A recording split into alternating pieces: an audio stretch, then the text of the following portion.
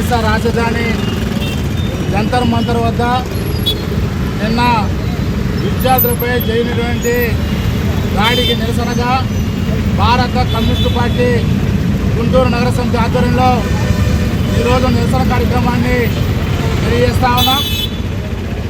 ఈ దేశ రాజధానిలో విద్యార్థులు యువకులు నీట్ పేపర్ లీకేజ్ పైన శాంతియుతంగా గత 4 రోజుల నుంచి కూడా నిరసన తెలియజేస్తూ ఉన్నారు.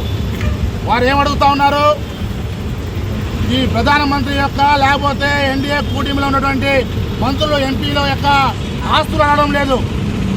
వాళ్ళు ఏమడుగుతూ ఉన్నారు? మాకు న్యాయమైనటువంటి విద్యని, అదేవిధంగా మాకు ఉద్యోగ అవకాశాలని, అదేవిధంగా ఏదైతే నీట్ పేపర్ లీకేజీకి కారకులైనటువంటి ఈ దేశ కేంద్ర విద్యాశాఖ మంత్రి ఎవరైతే ఉన్నారో, అసమర్థ విద్యాశాఖ మంత్రి ఎవరైతే ఉన్నారో వారిని రాజీనామా చేయమని చెప్పేసి విద్యార్థులు డిమాండ్ చేస్తూ ఉన్నారు.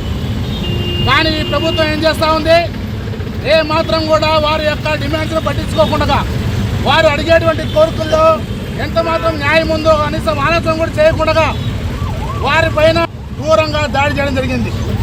అదేవిధంగా దేశ భవిష్యత్తును నిర్మించేటువంటి విద్యార్థులు యువకులు ఆందోళన చేస్తూ ఉంటే వారిని టెర్రరిస్టులుగా, తీవ్రవాదులుగా సంబోధిస్తున్నటువంటి యొక్క ఎన్డీఏ కూటమి ప్రభుత్వానికి సంబంధించినటువంటి మంత్రులు వారు ఏమాత్రం కూడా అధికారంలో కొనసాగడానికి వీల్లేదని చెప్పేసి సిపిఐగా మేము డిమాండ్ చేస్తూ ఉన్నాం. రాబోయే రోజుల్లో ఈ యొక్క విద్యార్థులు యువకులు చేసేటువంటి న్యాయమైన డిమాండ్ల సాధన కోసం భారత కమ్యూనిస్ట్ పార్టీగా సంపూర్ణ మద్దతు తెలియజేసి వారి యొక్క ఉద్యమానికి, పోరాటానికి మేము కూడా భాగస్వామ్యం అవుతామని చెప్పేసి తెలియజేస్తా ఉన్నాం.